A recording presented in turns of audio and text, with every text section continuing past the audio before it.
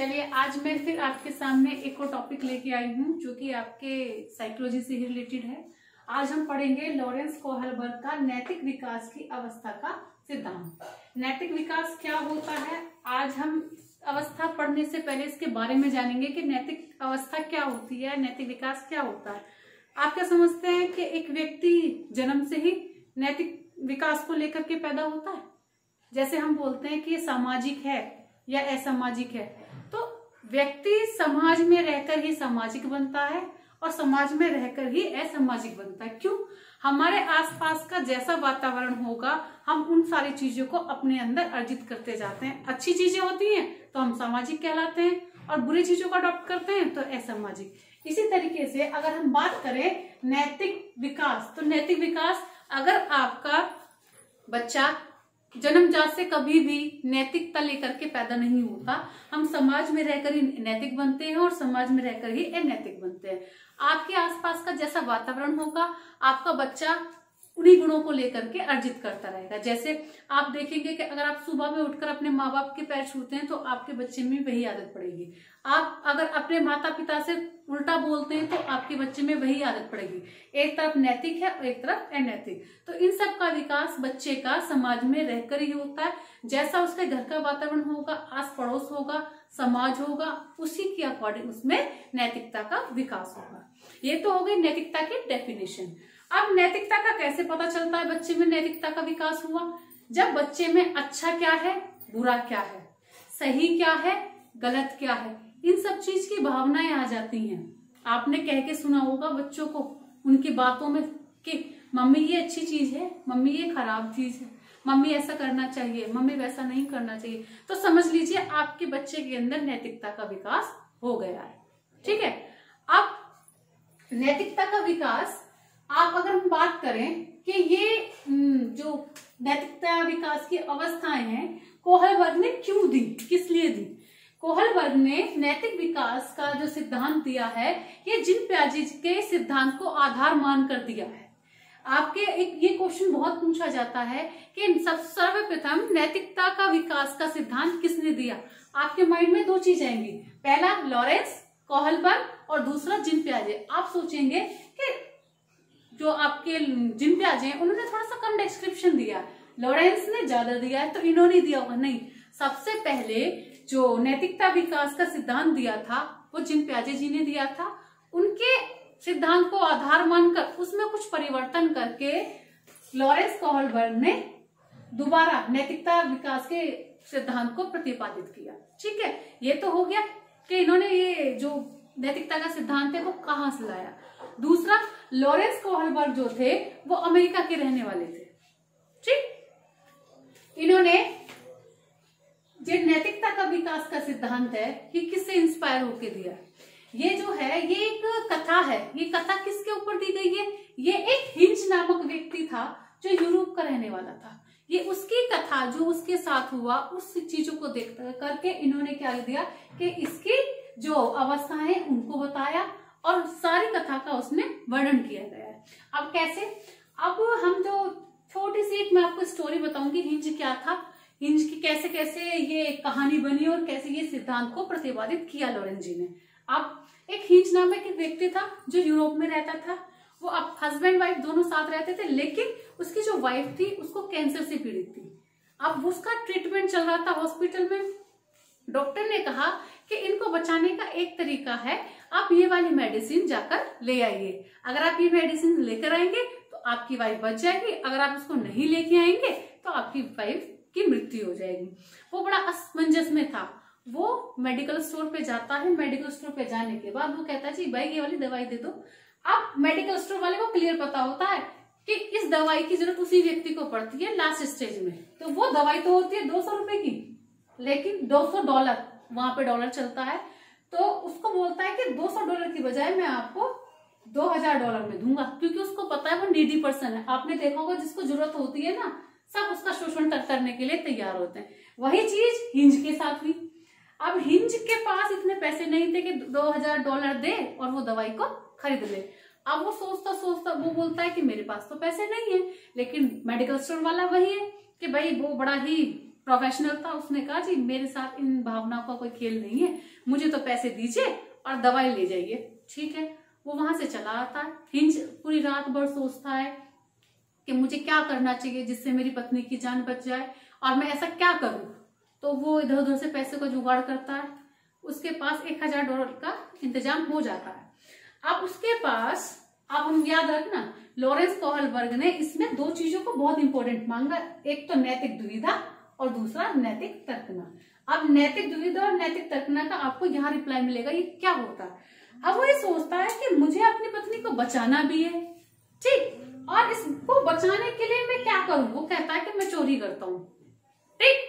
अब चोरी करनी चाहिए नहीं करनी चाहिए, यहां उसके माइंड में क्या थी, दुविधा। तो इसको बोलते हैं नैतिक दुविधा, करना चाहिए या करना नहीं चाहिए। लेकिन उसने कहा कि मैं तो चोरी करूंगा। यहां उसको ये सही है ये गलत है उसको पता है, तर्क के आधार पर वो निर्णय लेता है। जहां इंसान तर्क के आधार पर ये सही है गलत का निर्णय लेता है उसको बोलते हैं नैतिक तर्कना। तो वहां वो निर्णय लेता है कि मैं तो चोरी करूंगा और अपनी पत्नी को बचाऊंगा। वो जाता है मेडिकल स्टोर में, वहां जाकर वो दवाई को चोरी कर लेता है। चोरी करने के बाद वो हॉस्पिटल में जाता है, हॉस्पिटल में डॉक्टर को दवाई दे देता है, उसकी वाइफ बच जाती है। अब ये सारी चीजों को देखते हुए ही लॉरेंस कोहलबर्ग ने ये विकास की अवस्थाएं बताई। क्लियर है। अब विकास की अवस्थाएं कैसी थी, इसमें इन्होंने 3 तो अवस्थाएं बताई हैं और उनके 6 स्तर। याद रखना हर एक अवस्था के 2 स्तर हैं। पहली क्या अवस्था है, इसमें है आपका पूर्व परंपरागत या पूर्व नैतिक स्तर। पूर्व परंपरागत जो पुराने, पूर्व का मतलब है पहले, पुराने, तो जो पूर्व परंपरा जो चलती आई है, पूर्व जो नैतिक हमारे कर्तव्य हैं, ये उसके आधार पे है। इसमें जो बेसिक उन्होंने माना है 4 से 16। एक चीज हमेशा याद रखना कि जो लॉरेंस हैं इन्होंने 10 से 16 वर्ष के बच्चों को ज्यादा आधार माना है अपने इस सिद्धांत में, और इसको नैतिक तर्कना सिद्धांत के नाम से भी जाना जाता है। कि नैतिक तर्कना किन्होंने वर्ड उपयोग किया, तो ये वर्ड जो यूज किया है लॉरेंस कोहलबर्ग ने किया है। अब अगर हम बात करें तो इसमें क्या है, इसमें पहले दिया हुआ सबसे पहली अवस्था आई है पूर्व परंपरागत या पूर्व नैतिक स्तर। इसमें क्या होता है, मैंने कुछ इंपॉर्टेंट पॉइंट्स हैं जो आपके यहाँ पे लिखे हुए हैं। इसमें बच्चा क्या होता है, इसमें नैतिकता का अभाव होता है। 4 साल से 10 साल के बच्चे में क्या नैतिकता आएगी और क्या नैतिकता आएगी, आप जैसा सिखाएंगे वो वैसा सीखेगा, ठीक है। लेकिन ये जो स्तर होता है ना, इसमें बच्चे ज्यादातर जो काम करता है वो किससे करता है, भय से करता है, भौतिक परिणामों से करता है। क्यों, भय का मतलब, अरे मैंने ये पैसे चुराए तो मुझे डांट पड़ेगी, मैंने ये काम नहीं किया तो मम्मी मुझे मारेगी, स्कूल में होमवर्क करके नहीं लेके गया तो क्या होगा, टीचर मुझे डांटेगी। तो यहाँ बच्चे के दिमाग में भय होता है, इसलिए इन्होंने पहला जो स्तर दिया है दंड तथा आज्ञा पालन की अभिमुखता। क्यों, क्योंकि बच्चा जो सारे कार्य करता है भय से और भौतिक परिणामों को सोचकर करता है। इसमें क्या, अब ये पहला इन्होंने जो स्तर दिया वो क्यों दिया, जैसे इन्होंने कहा कि हिंज जो था, अगर मैं ऐसा करूंगा तो इसका क्या परिणाम होगा, कुछ लोगों ने कहा अच्छा होगा, कुछ लोगों ने कहा खराब किया, तो उस चीज को सोचते उन्होंने पहला स्तर दिया। दूसरा क्या है, दूसरा ये है कि उसके आत्म अभिरुचि तथा प्रतिफल अभिमुखता। इसका मतलब ये है कि यहाँ कोई बच्चे के लिए कुछ मौलिक कर्तव्य कुछ नहीं है, ना नैतिक चीजें हैं। यहाँ तो बच्चा जो करता है अपनी रुचि के अकॉर्डिंग करता है, जो उसको सही लगता है उसके लिए सही है, जो उसको सही न लगता उसके लिए सही नहीं है। इसको जो ये आपके आत्म अभिरुचि तथा प्रतिफल की अभिमुखता है, इसको बाकी नामों से भी जाना जाता है, जैसे व्यक्ति केंद्रित, सरल अहंकार की अवस्था, इन नामों से भी जाना जाता है, ठीक है। जो सेकंड है, इसमें इस अवस्था में बच्चा कैसा है, जैसे को तैसा, तुमने मेरे को पैसे दिए तो मैं भी दूंगा, तुमने मेरे को रोटी दी तो मैं भी दूंगा, तुम मेरे साथ खेलोगे तो मैं भी खेलूंगा। तो इसमें बच्चे की जो दिमाग में होती है वो जैसे को तैसा वाली, अपने बराबर वाली चीजों को लेकर के होती है, ठीक है। अब चिंतन दंड से प्रभावित होता है, मतलब कि हम ऐसा गलत करेंगे तो हमारे ऊपर हमें इसकी सजा मिलेगी। अपनी जरूरतों के बारे में सोचता है। नैतिक दुविधाओं से संबंधित प्रश्न, नैतिक दुविधाएं मतलब जो समाज से जुड़े नैतिकताएं, उसे कोई मतलब नहीं है, उनसे प्रश्न लाभ और हानि को आधारित होते हैं। मतलब नैतिकता, उसमें क्वेश्चन मार्क होगा उसकी हर एक चीज में। क्लियर है? ये पहला स्तर है। अब इसके बाद हम जो आते हैं सेकंड स्तर पे आते हैं। सेकंड स्तर में क्या होता है? सेकंड स्तर है आपका परंपरागत नैतिक स्तर। पहले स्तर को तो जो अगर आपसे क्वेश्चन भी पूछा जाता है कई बार कि बच्चे में सबसे ज्यादा नैतिकता का अभाव किस स्टेज में पाया जाता है लॉरेंस कोहलबर्ग के नैतिकता विकास में, तो आप बोलेंगे प्रथम पूर्व परंपरागत या पूर्व नैतिक स्तर में बच्चे में सबसे ज्यादा नैतिकता का अभाव पाया जाता है। सेकंड क्वेश्चन ये बनता है कि बच्चे में सबसे ज्यादा नैतिकता का सर्वाधिक विकास कब होता है, तो आप कहेंगे परंपरागत नैतिक स्तर में बच्चे में सबसे ज्यादा नैतिकता का विकास होता है। क्लियर? अब इसे क्यों होता है, अब इसके स्तर पढ़ लेते हैं।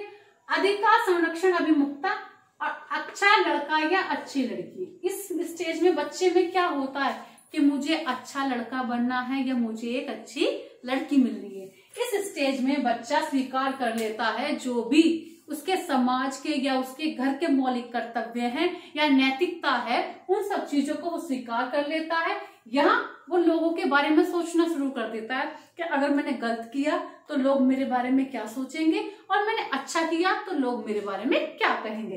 तो यहाँ सबसे ज्यादा उसमें नैतिकता का विकास होना शुरू हो जाता है। लेकिन एक चीज और है, यहाँ बच्चा जो होता है ना एप्रिसिएशन का भूखा होता है। इसका मतलब आपने देखा होगा, आप क्लास में बैठे हैं, अगर एक बच्चे ने अच्छा जवाब दिया, आपने क्वेश्चन पूछे, एक बच्चे ने अच्छा जवाब दिया, आप उसको कहेंगे वेरी गुड, ऐसे कीप इट अप, तो बच्चे में इंटरनली खुशी, उसका कॉन्फिडेंस लेवल हाई हो जाता है, यहाँ पहुंच जाता है। क्यों? क्योंकि इस एज में बच्चा क्या होता है, एप्रिसिएशन चाहता है कि मैं कुछ अच्छा करूं तो मेरे घर वाले या जिसके लिए वो कर रहा है वो उसको अच्छा करें, तो इसलिए अच्छा लड़का अच्छी लड़की बनने की वो कोशिश करता है। दूसरा, इसमें क्या होता है, अधिकार संरक्षण अभिमुखता। यहाँ वो समाज के नियमों का पालन करना शुरू कर देता है, जो कर्तव्य हैं, जो उसके समाज को लेकर के या उसके परिवार को लेकर के या आस पड़ोस को लेकर के जो नैतिक कर्तव्य हैं उनको मानना शुरू कर देता है, उनको पालन करना शुरू कर देता है और उन नियमों को समझना शुरू कर देता है कि ये मेरे समाज के नियम है, अगर हमें समाज में रहना है तो ये हमारी एक बाउंड्री है, इसको हमें क्रॉस नहीं करना चाहिए। क्लियर? तो ये वाली स्टेज उनकी ये होती है। अब इसमें एक चीज और आती है, मैंने यहाँ पे कुछ पॉइंट्स लिखे हुए हैं, जैसे अपनी जरूरतों के साथ साथ दूसरों की जरूरतों को भी ध्यान रखता है। अब उसको समझ में आ गया, अगर मैंने खाना खाया है, मुझे प्यास लगी है, तो शायद मेरे पापा को भी लगी होगी। यहाँ वो अपनी जरूरत के सामने अपने माँ बाप और आस पड़ोस, भाई बहन, समाज जिनसे वो जुड़ा है, उनकी जरूरतों को भी ध्यान में रखना शुरू कर देता है। दूसरे व्यक्ति के नैतिक मानकों को अपने व्यवहार में समाहित कर लेता है। दूसरे व्यक्ति मतलब जो जिस वातावरण में, जिस एटमॉस्फेयर में वो रहता है। अब मैंने एक एग्जांपल दिया था, अगर हम जैसा करेंगे उसका प्रभाव कहीं ना कहीं हमारे बच्चों पे पड़ता है। दूसरे के व्यवहार को कैसे वो अपने अंदर समाहित करता है, अगर हमने उससे कहा, हम अपने जैसे बच्चा है उसके सामने जो भी कार्य करते हैं उसका प्रभाव हमारे बच्चों पर पड़ता है। हमने अपने माँ बापों को रेस्पेक्ट देते हैं तो उसको समझ में आ जाता है कि मुझे दादी को रेस्पेक्ट देनी है क्योंकि मेरे माता पिता उनको रेस्पेक्ट देते हैं। सुबह उनके पैर छूने या पूजा करनी है, बाहर जैसे अगर आप मार्केट जा रहे हैं या कोई रेड लाइट आई है, आपके पापा वहां पे रुक रहे हैं, तो उसको समझ आता है कि ये नियम है और इनको क्रॉस नहीं करना चाहिए। तो उसको याद रहेगा, कहीं ना कहीं क्लिक करेगा कि यहाँ पापा ने इस रेड लाइट को देख करके कार रोकी थी, तो नेक्स्ट टाइम जब वो वहां जाएगा तो वो रुकेगा। तो इसका मतलब है जो बाहर के नैतिक मानक हैं उनको अपने व्यवहार में वो ढालना शुरू कर देता है। ये किससे सीखता है?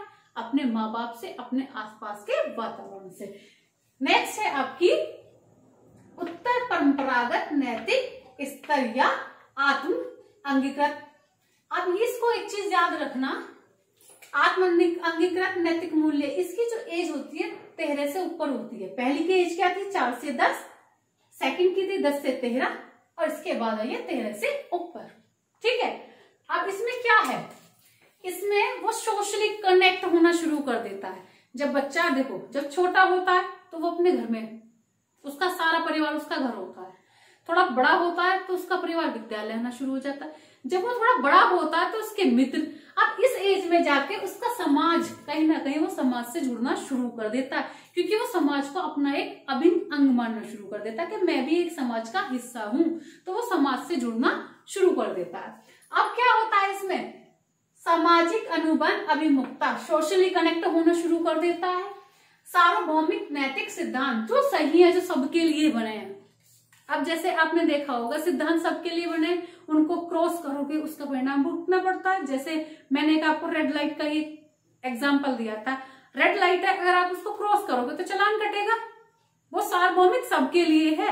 रेड लाइट है तो सबको वहां रुकना पड़ेगा, क्लियर है। तो ये चीजें वो अपने अंदर लेना शुरू कर देता है। अब इसमें मैंने पहली में क्या था, नैतिकता का अभाव था। सेकंड स्टेज में जाकर नैतिकता का सर्वाधिक विकास होने लगा, लेकिन थर्ड स्टेज में जाके नैतिकता उच्च स्तर पे पहुंच जाती है, क्लियर। अब इसमें क्या होता है, बालक बाहरी समाज की आशाओं को पूरा करने में रुचि लेता है। यहाँ बच्चा क्या करता है, अपनी चीजों को हटके समाज के लिए जीना शुरू कर देता है। जैसे अब मुझे बाहर जाना पसंद है, लेकिन मेरे माँ बाप को या मेरे दादा दादी को पसंद नहीं है, तो यहाँ वो चीजें करनी शुरू कर देता है जो उसके आसपास वाले लोगों को पसंद हो। यहाँ वो अपनी आशाओं को थोड़ा सा दबा करके अपने आसपास वाले लोगों को ज्यादा इंपॉर्टेंस देता है। बालक अपने परिवार, समाज एवं राष्ट्र के महत्व को प्राथमिकता देता है। मतलब सबसे पहले वो सोचता है कि मेरा जो सबसे बड़ी इंपॉर्टेंस, फर्स्ट प्रायोरिटी उसके लिए उसका समाज है, उसका परिवार है, उसका राष्ट्र है। वो ऐसा कोई काम नहीं करेगा कि जिससे उनको हार्म हो या उनको नुकसान हो, एवं स्वीकृत व्यवस्था में अंतर्गत कार्य करता है।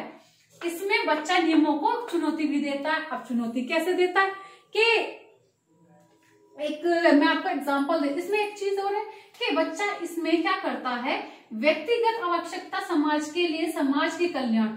एक चीज क्या है, यहाँ बच्चा सारी चीजें समाज के कल्याण के लिए करने लगता है कि मैं ऐसा करूंगा। कुछ बच्चे आर्मी में जाते हैं, कुछ एयरफोर्स में जाते हैं, कुछ नेवी में जाते हैं, या कुछ सोशल चीजों में जाते हैं, एक्टिविटीज में। क्यों, उनके दिमाग में एक बात आ जाती है कि अब जो मुझे कार्य करने, किसके लिए करने, अब मुझे जो कार्य करने हैं वो समाज के कल्याण के लिए करने, समाज के हित के लिए करने। अब उसका माइंड सेट हो गया कि मुझे जो अपनी लाइफ में जो चीजें करनी है समाज के लिए करनी है। अब उसका फर्स्ट प्रायोरिटी अब वो खुद नहीं है, अब उसकी फर्स्ट प्रायोरिटी जो है वो है समाज, क्योंकि समाज में रहकर ही हम सारी चीज, समाज से बाहर कुछ भी नहीं है। हम समाज में रहते हैं तो हमें समाज के नियमों को मानना पड़ता है, लेकिन यहाँ वो समाज को चुनौती भी देता है। जैसे वो ये कहता है कि भाई ये चीज गलत है। अब आपने एक चीज सुनी होगी, हम कहते हैं कि 6 से 14 वर्ष के बच्चों के लिए मुफ्त शिक्षा होनी चाहिए। यहाँ वो कहता है 14 वर्ष ही क्यों, 18 वर्ष तक के क्यों नहीं। ऐसा भी तो है, बहुत सारे बच्चे 18 वर्ष तक ऐसे हैं जिनको एजुकेशन वो चाहते हैं लेकिन फाइनेंशियली कंडीशन की वजह से नहीं ले पा रहे। तो यहाँ वो समाज के नियमों को चुनौती देना शुरू कर देता है। और यहाँ क्या करता है, वो यहाँ अपनी नैतिकता को परिभाषित करता है, जो उसके अंदर समाज को लेकर के या आगे समाज के बारे में जो भी नैतिकता के गुण वो इनबिल्ट करता है, यहाँ उनको परिभाषित करता है। इस एज में जाके हमें पता चलता है कि बच्चे में कितने नैतिकता के गुण हैं या कितने नहीं है, ये नैतिक है या अनैतिक है। हर चीजों को थोड़ा पेशेंस, विवेक पूर्ण करना शुरू कर देता है। इन एज में तो उनको कुछ पता ही नहीं होता वो क्या कर रहे हैं, लेकिन यहाँ उसमें समझ आती है, चीजों को समझने लगते हैं। समझने के बाद उस पर कार्य करते हैं। ऐसा नहीं कि जोश में आके होश खो देना, नहीं, यहाँ बच्चा विवेक में आके कार्य करता है। क्लियर है। मैं थोड़ा सा एक स्टार्टिंग का, ये तो आपको आई होप क्लियर होंगे, ये चीज एक बार और बता देती हूँ। ये लॉरेंस कोहलबर्ग ने जो नैतिक विकास का सिद्धांत है, ये जिन प्याजे के आधार को मान के, जो उनका सिद्धांत उसको आधार मानकर दिया था और उनसे इंस्पायर होकर दिया था। कोहलबर्ग जो थे अमेरिका के रहने वाले थे, और इन्होंने जो पूरे तीनों अवस्थाएं दी हैं और इसके 6 स्तर दिए हैं। 3 अवस्थाएं, 6 स्तर। हर एक अवस्था के 2 स्तर हैं, ए और बी मैंने यहाँ लिखा हुआ है।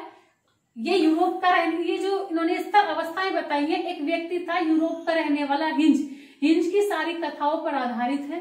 उसने जो मैंने आपको एक स्टोरी बताई थी, ये सारे जितने भी अवस्थाएं उसके ऊपर ही आधारित है। उसी के ऊपर इन्होंने एक स्तर बताया है कि बच्चे में क्या क्या चीजें आती हैं, उस स्तर के अकॉर्डिंग बच्चा क्या कार्य करता है, इस स्तर में उसमें नैतिकता का विकास कितना होता है। और ये 2 पॉइंट आप याद रखना, कई बार पूछ लेता है कि नैतिक दुविधा क्या होती है। जब हम किसी चीज को सोचते हैं कि करें या ना करें, अब प्यास लगी है, पानी पिए या ना पिए, हाँ मैं तो उठ के पानी पीऊंगा ही, हाँ या ना वाली कंडीशन में होती है। जहां अपनी सोच लगा के बच्चा कोई डिसीजन लेता है, वो नैतिक तर्क में होती है। आई होप आपको सारी चीजें क्लियर होंगी। अगर कोई चीजें नहीं क्लियर है तो आप कमेंट बॉक्स में लिखिएगा, I will give the reply definitely.